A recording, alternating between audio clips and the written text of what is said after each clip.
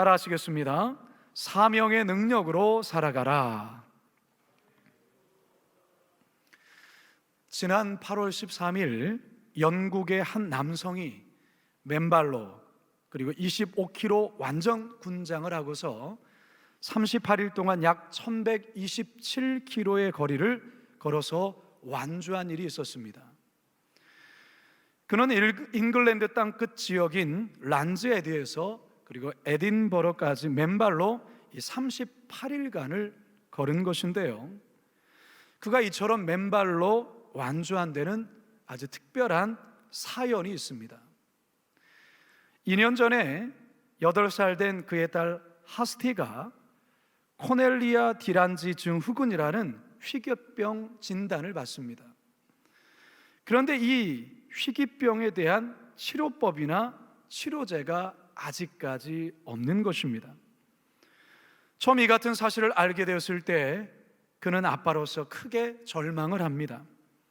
자신이 딸에게 해줄 수 있는 게 아무것도 없다는 사실에 너무나도 고통스러웠던 것입니다. 하지만 이내 그는 마음을 추스립니다.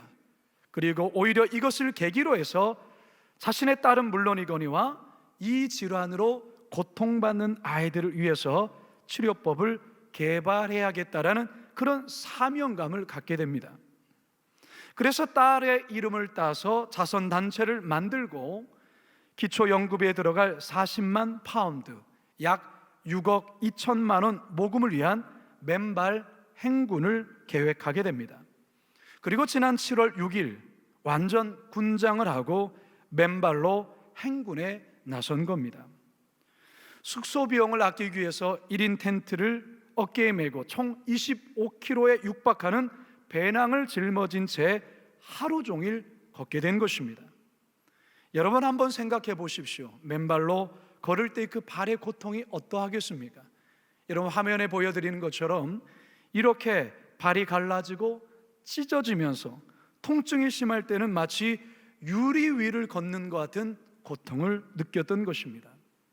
하지만 힘들 때마다, 고통스러울 때마다 그는 아픈 딸과 아이들을 떠올리면서 그 고통과 어려움을 견뎌내고 버텨냈던 것입니다. 그리고 그의 동료 군인들도 또한 지나가는 행인들도 어떤 일정 구간에 이렇게 맨발로 행군하는 일에 또한 함께 동참해 주었습니다. 그리고 마침내 38일 만에 1127km라는 이 어마어마한 맨발 행군을 완주해내고 맙니다. 목적지에 도착했을 때 아빠를 애타게 기다렸던 딸이 저 멀리서 달려와 안기며 이처럼 눈물의 재회가 이루어집니다. 과연 무엇이 이 남자로 하여금 이 같은 일에 뛰어들게 했고 결국 이 어려운 일을 해내게 한 걸까요? 그것은 다름 아닌 자신의 딸은 물론이거니와 이 동일한 질병으로 치료제도 없이 고통 가운데 죽어가는 아이들을 고쳐야겠다는 그 사명감 때문에 이 평범한 이 아빠가 바로 이와 같은 일에 뛰어들었던 것입니다. 결국 이 맨발 행군으로 초기 목표인 40만 파운드를 훨씬 넘은 50만 파운드를 모금하게 됩니다. 사랑하는 성도 여러분, 우리 모두에게도 이 땅에 사는 날 동안 반드시 완수해야 하는 사명이 있습니다. 물론 그 사명은 각자의 처해진 환경과 상황에 따라 다를 수 있습니다. 하지만 자신에게 주어진 사명이 무엇인지를 찾아내는 일, 그리고 그 사명을 쫓아 살아가는 일은 우리의 인생에 대단히 중요한 일입니다. 자신의 사명을 찾을 때 삶의 보람과 존재 이유, 그리고 삶에서의 겪게 된 그 어떤 어려움도 이겨나갈 힘이 바로 그 사명에 있기 때문에 그렇습니다. 오늘 본문에서의 사도 바울이 그랬습니다. 바라기는 오늘 말씀을 통해 과연 나에게 주어진 사명은 무엇이고 사명의 능력은 무엇인지 깨달아 코로나로 어려운 이 시기를 능력 있게 살아갈 수 있기를 주님의 이름으로 축원합니다. 따라 하시겠습니다. 삶의 방향과 목적을 붙잡아 줍니다. 여러분, 제 앞에 있는 이 마이크의 평생 사명은 과연 무엇일까요? 소리를 잘 내게 하는, 잘 내야 하는 사명이 있죠. 멀리 있는 성도들이라 지금 영상을 시청하는 성도들에게까지 정확한 소리를 잘 전달하게 하는 것, 바로 이 마이크의 존재하는 이유이자 사명이라 할 수 있습니다.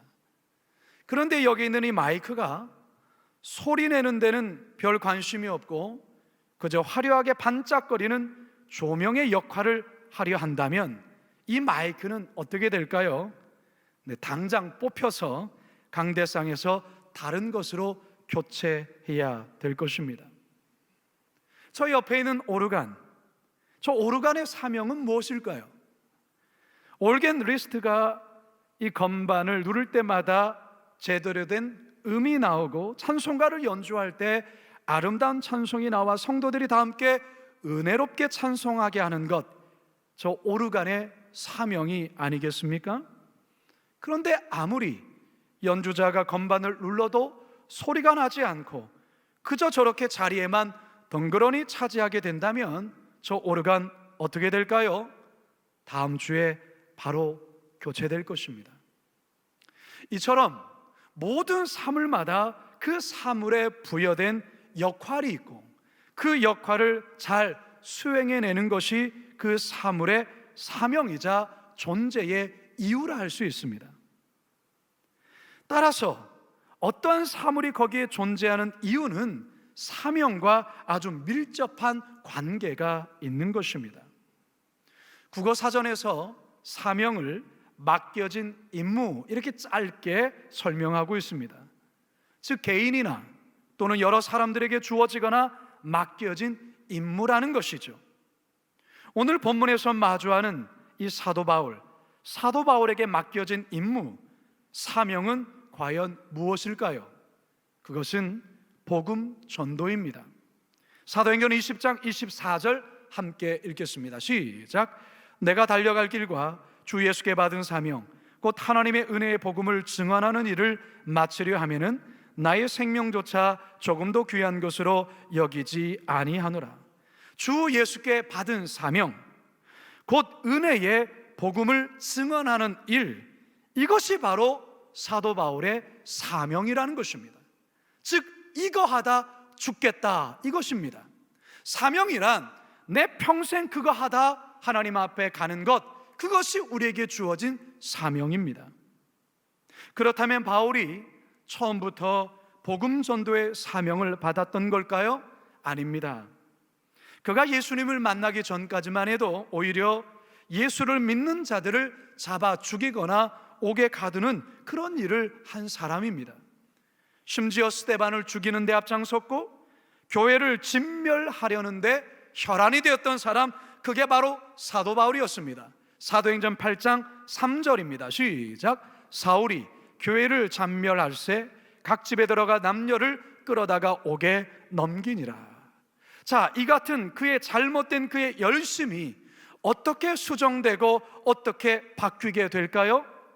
빛 가운데 찾아오신 예수 그리스도를 만나면서부터였습니다. 그의 삶의 목적과 방향이 빛 가운데 찾아오신 예수님을 만나면서부터 바뀌게 된 것이었습니다. 예수님을 만나면서 그가 그동안 보았던 세상이 다르게 보이기 시작했습니다. 그동안 달려왔던 삶의 목적과 방향이 너무나도 잘못되었다는 것을 알게 되었습니다. 그러면서 그는 이제 내가 무엇을 위해 살아야 될지, 무엇을 위해 싸워야 될지, 무엇을 위해 달려가야 될지, 무엇을 목숨 걸고 지켜야 될지에 대한 이 사명을 깨닫게 된 것입니다. 그래서 그의 인생 말년에 쓴 디모데 후서의 말씀에는 그는 이렇게 고백하고 있습니다. 디모데후서 4장 7절입니다. 시작. 나는 선한 싸움을 싸우고 나의 달려갈 길을 마치고 믿음을 지켰으니.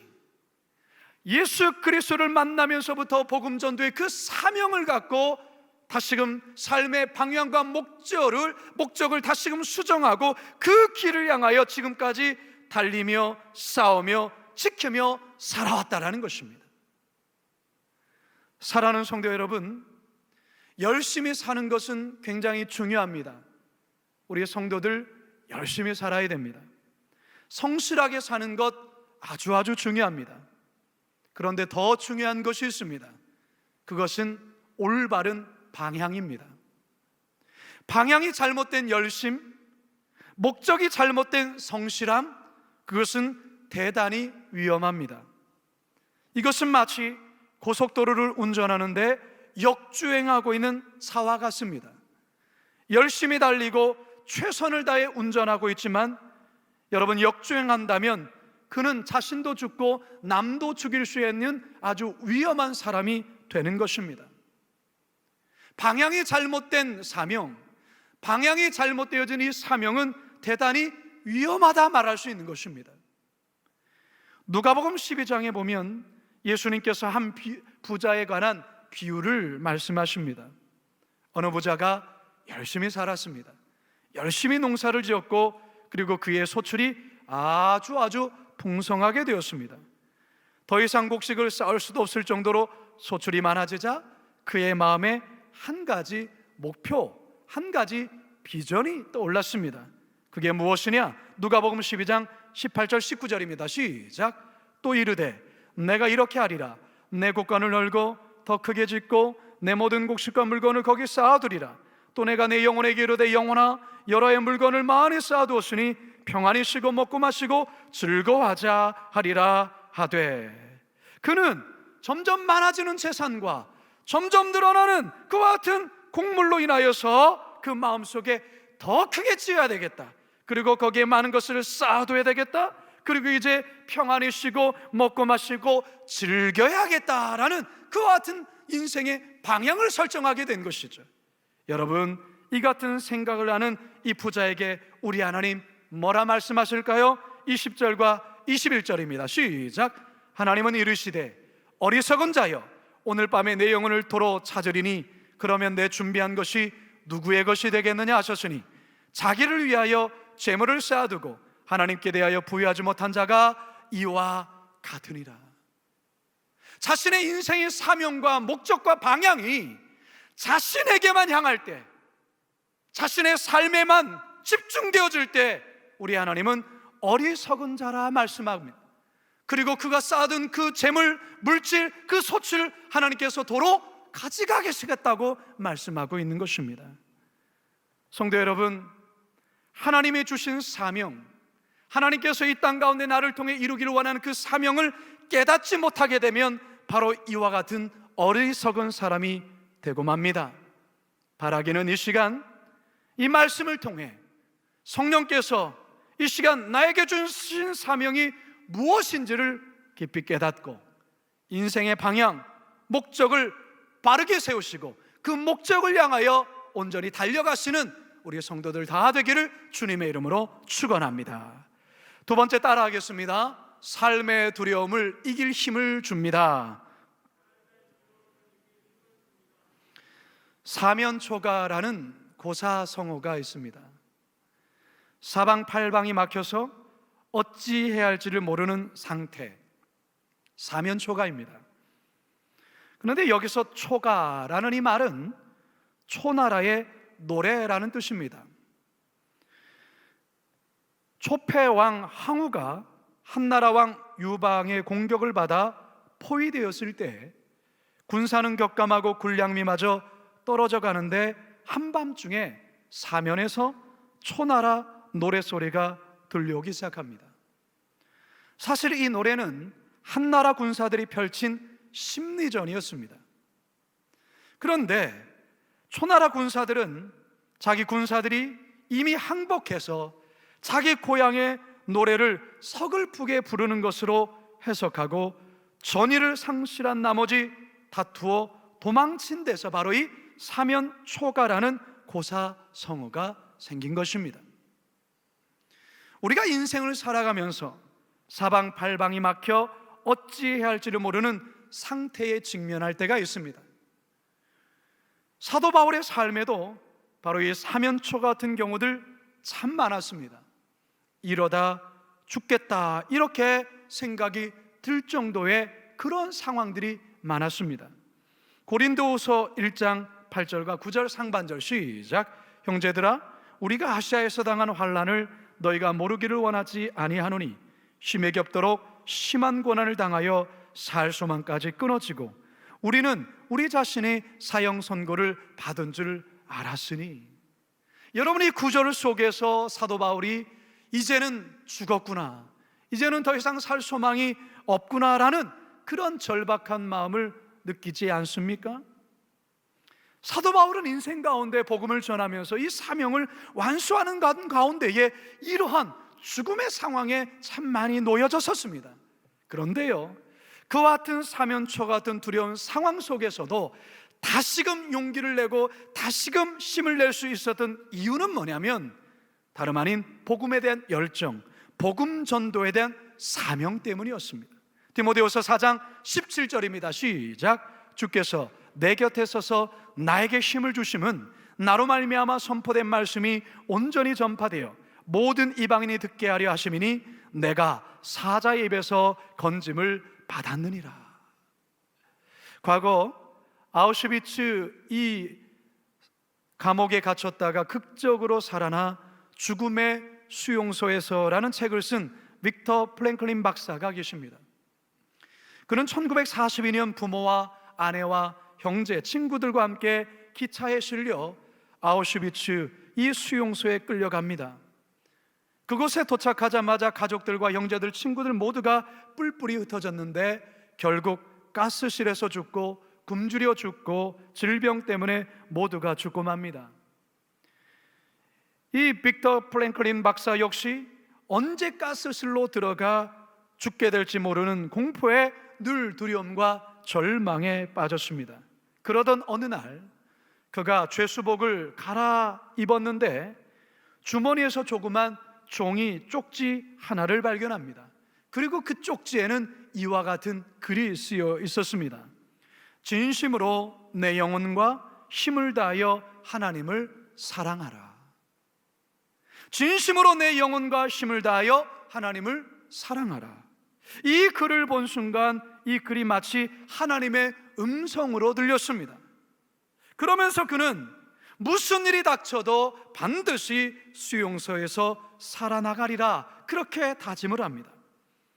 그 이후로부터 그는 수용소에서 하루에 한 컵씩 배급해주는 물을 반만 마시고 반은 세수를 하고 유리 조각으로 주어 면도를 하는 데 사용했습니다. 언제나 단정하게 몸을 가꾸고 낙담하거나 절망하는 말을 입에 담지 않았습니다.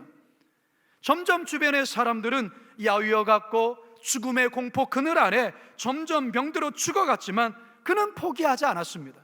그의 눈빛은 살아있었습니다.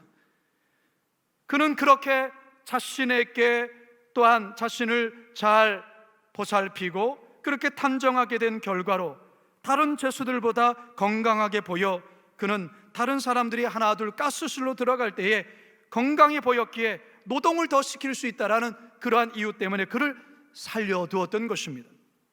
드디어 전쟁이 끝나고 그는 그렇게도 소망하던 바깥 세상으로 나오게 되었습니다. 이후에 그는 아우슈비츠 수용소에서의 경험을 바탕으로 의미치료라는 심리치료 이론을 개발하였고 많은 사람들의 그 심리를 치료하는 귀한 일 가운데 그렇게 살게 됩니다. 그는 자신이 쓴 책에서 다음과 같은 이야기를 하죠. 만약 삶에 어떤 목적이 있다면 시련과 죽음에도 반드시 목적이 있을 것이다.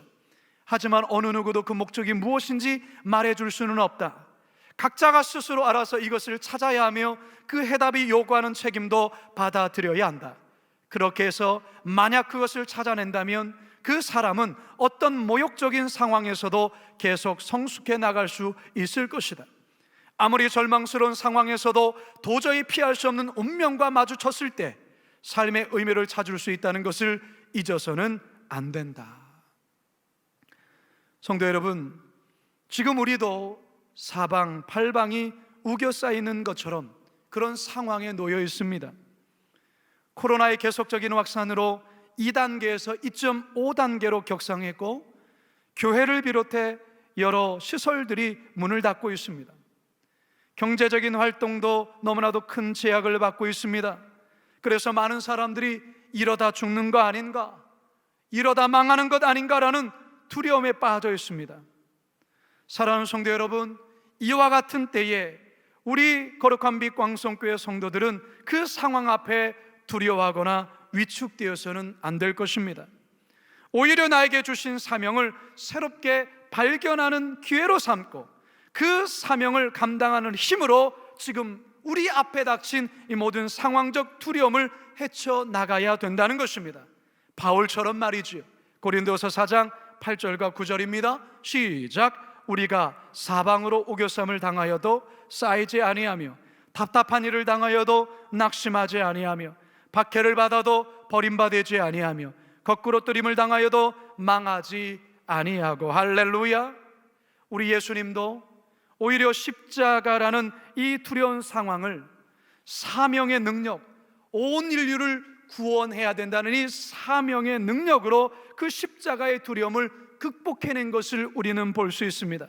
마가복음 10장 45절에 인자가 온 것은 섬김을 받으려 함이 아니요 도리어 섬기려 하고 자기 목숨을 많은 사람의 대속물로 주려 함이니라. 자신의 목숨을 많은 사람들에게 대속물로 주려 하는 이 사명 때문에 십자가 역시 기꺼이 지셨던 것입니다. 성도 여러분, 코로나로 들여온 지금의 상황에서 결코 위축되지 마시기 바랍니다.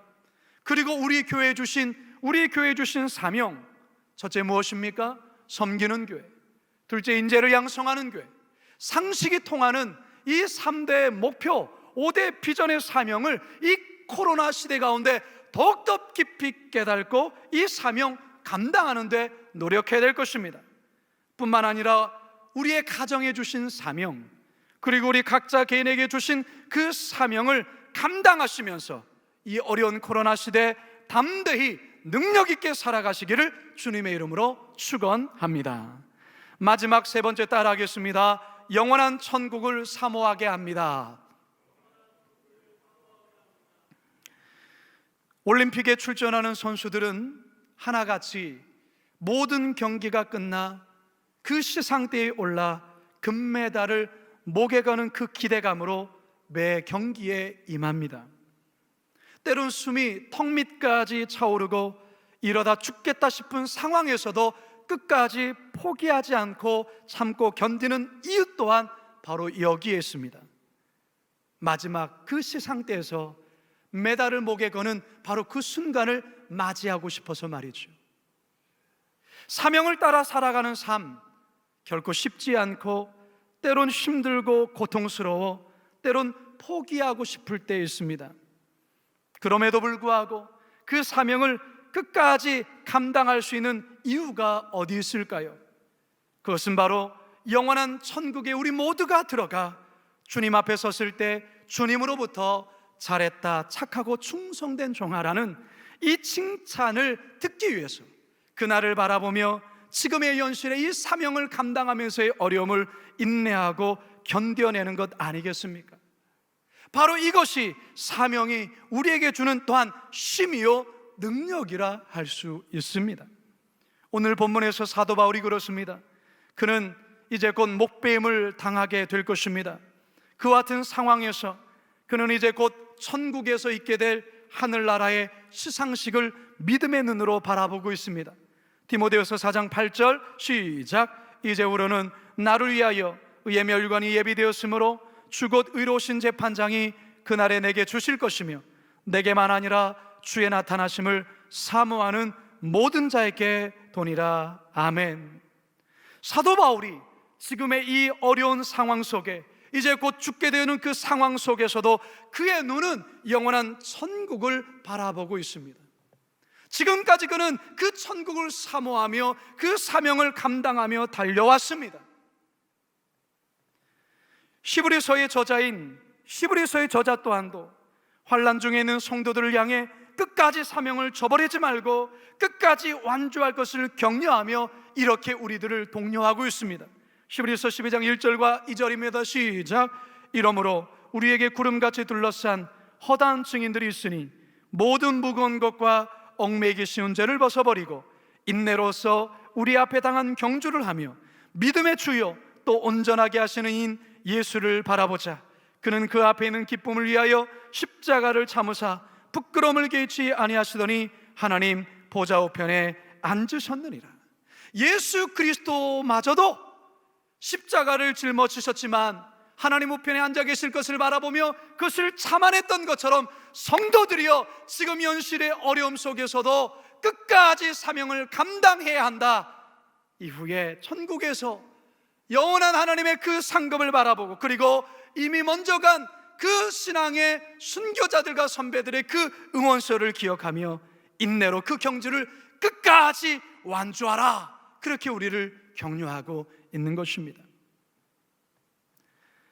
사랑하는 성도 여러분, 사명은 비록 우리가 이 땅을 딛고 살아가지만 우리의 눈은 하늘을 향하게 합니다. 영원한 것을 바라보게 하는 힘이 있습니다. 우리들에게 주어진 사명은 이 땅에서 살다가 끝나는 것이 아니라 영원한 천국에서의 영원한 상급을 바라보게 한다는 것입니다. 초대교회 성도들이 그토록 힘겨운 상황 속에서도, 카타콤이라는 그 말로 다 할 수 없는 상황 속에서도 믿음을 끝까지 지키고 사명을 감당할 수 있는 이유가 바로 영원한 저 천국을 사모하며 살았던 그 눈, 그 믿음이 있었기에 그들은 그 사명을 감당하게 된 것입니다. 경기도 가평에 가보면 필그린 하우스라는 아주 귀한 수양관이 있습니다. 그곳에는 존 버년이라는 우리에게 잘 알려진 철로 역정, 아주 유명한 고전이죠. 그 철로 역정을 실제로 우리 성도들이 경험할 수 있도록 그와 같은 이런 조각과 그 코스를 이렇게 만들어서 성도들이 그 철로 역정의 내용을 따라서 결국에는 천국까지 다다르는 그런 은혜의 귀한 곳입니다. 철로 역정을 걸으면서 유혹도 오고 시련도 오고 많은 환란이 오지만 결국에는 그 마지막 끝에 천국문에 다다르게 되는데요, 이 길을 안내하시는 분이 마지막 이 순례자들이 천국 문에 다다르면 꼭 부르는 찬양이 하나가 있습니다. 그 찬양이 무엇이냐? 내 인생 여정 끝내어입니다. 내 인생 여정 끝내어 강 건너 언덕 이를 때 하늘 문 향해 말하리 예수 인도하셨네. 이 가시밭길 인생을 허덕이면서 갈 때에 시험과 환난 많으나 예수 인도하셨네. 매일 발걸음마다 예수 인도하셨네. 나의 무거운 죄짐을 모두 벗고 하는 말 예수 인도하셨네. 사랑하는 성도 여러분, 이제 저는 말씀을 마치려 합니다. 성도 여러분, 여러분들에게는 어떤 사명이 있습니까? 여러분이 이 땅에 살아가는 날 동안 꼭 이루고 또 완수하고 하나님 앞에 서야 될 그 사명이 무엇입니까? 여러분, 사명이 있어야만 인생의 목적과 방향을 올바르게 잡을 수 있습니다. 사명이 있을 때에 삶의 어떤 두려움도 이길 힘이 생기게 되는 것입니다. 사명이 있어야만 우리들의 시선이 이 땅에 고정되지 아니하고 바로 영원한 천국을 바라보며 천국을 사모하는 삶을 살아갈 수 있는 것입니다. 바라기는 우리 각자에게, 또 우리 교회에, 또 우리 모든 그리스도인들에게 주신 그 사명이 무엇인지를 분명히 깨닫고 그 사명의 능력으로 이 어려운 시대 근근히 살아가는 것이 아니라 아주 힘있게, 용기 있게, 담대하게 살아가시는 우리 모두가 되기를 주님의 이름으로 축원합니다. 축원합니다. 축원합니다. 이 시간 말씀을 기억하며 우리 찬양같이 믿음의 결단의 고백 함께 드리겠습니다. 주님 다시 오실 때까지, 주님 다시 오실 때까지 나는 이 길을 가리라. 좁은 문, 좁은 길,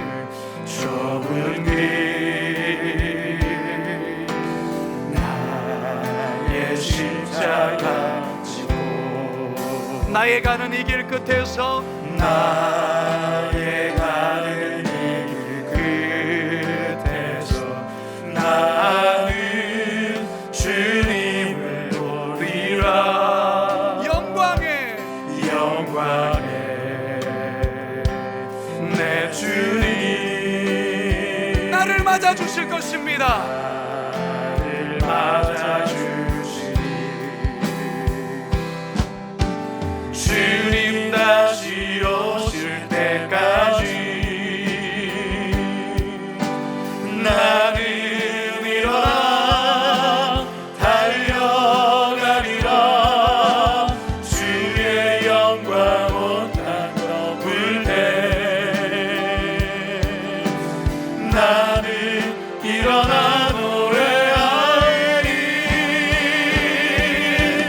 내 사모하는 주님 온 세상 구주시오. 내 사모하는 주님 영광의 왕이시여. 사랑하는 성도 여러분, 우리는 곧 이 땅을 마무리할 때가 곧 옵니다. 우리에게 주어진 사명을 완수하는 그 기간이 그리 길지 않다라는 그 말입니다. 하나님께서 우리 각자의 사정과 처지와 환경 속에 우리에게 주신 그 사명, 여러분 그 사명을 찾으셔야 합니다. 그 사명을 찾아야만 우리의 인생의 방향은 올바른 방향이 되고 우리의 인생의 목적은 비껴나가는 목적으로 가지 않습니다. 우리에게 그 사명을 발견해야만 지금의 상황의 두려움을 거뜬히 이길 수 있는 힘을 얻게 되는 것입니다. 뿐만 아니라 우리의 시선은 이 땅이 아닌 저 영원한 천국을 바라볼 수 있는 것입니다. 오늘 주신 이 말씀을 기억하며, 주여 주께서 나에게 주신 이 사명 끝까지 이 사도 바울처럼 완수하다 주님 앞에 쓰겠습니다. 주여 한번 부르짖고 함께 기도하겠습니다. 주여, 살아계신 아버지 하나님, 이 코로나로 인해서 모두가 어려운 이 때에 하나님께서 오늘 말씀을 통하여 과연 우리의 사명은 무엇인지 주님 질문하고 있음을 믿습니다. 그저 하루하루를 간절히 살아가는 인생이 아니고 하나님께서 나에게 주신 그 사명, 하늘의 사명, 이 땅에 살아가는 날 동안 내가 감당해야 될 그 사명 감당하다 주님 앞에 서야 될 줄 믿사오니 주님 그 사명을 들이 발견해야만 우리들의 삶의 길이 온전한 방향과 목적대로 나갈 줄로 믿습니다. 하나님 아무리 힘겨운 상황도 이겨낼 힘받으실 줄로 믿습니다. 우리의 시선이 이 땅이 아닌 영원한 천국을 바라보며 믿음의 길을 걸어가게 될 줄로 믿사오니 주의 사명 온전히 찾고 사명의 능력으로 살아가게 하옵소서. 오 주님, 코로나로 너무나도 힘겨운 상황 속에 우리가 갇혀 있습니다. 그래서 우리의 시야는 지금 당장의 문제에만 갇혀서 전전긍긍하며 살아가는 삶을 살아가고 있습니다. 주여, 오늘 말씀을 통하여 주님 말씀하십니다. 너의 사명을 다시 되찾으라. 너의 사명을 다시금 깨달으라. 그래야만이 너의 삶의 목적이 바로 쓸 수 있고 너의 삶의 방향이 바른 방향이 될 것이다. 주님 말씀하심을 믿습니다. 사명을 찾아야만 어떠한 상황의 어려움도 이길 수 있는 힘을 공급받을 수 있고, 사명을 찾아야만 우리들의 시선이 이 땅이 아닌 영원한 저 천국을 바라보며 살아갈 수 있다. 주님 말씀하였사오니 오늘 이 말씀 기억하며 나에게 주신 사명 혹시나 잊고 살았다면 다시 그 사명 되찾고 주님 주신 이 사명으로 근근히 살아감이 아닌 넉넉히 충만하게 겉들이 코로나 이 어려움을 이겨나가게 하여 주옵소서. 감사하며 예수님의 이름으로 기도드리옵나이다. 아멘.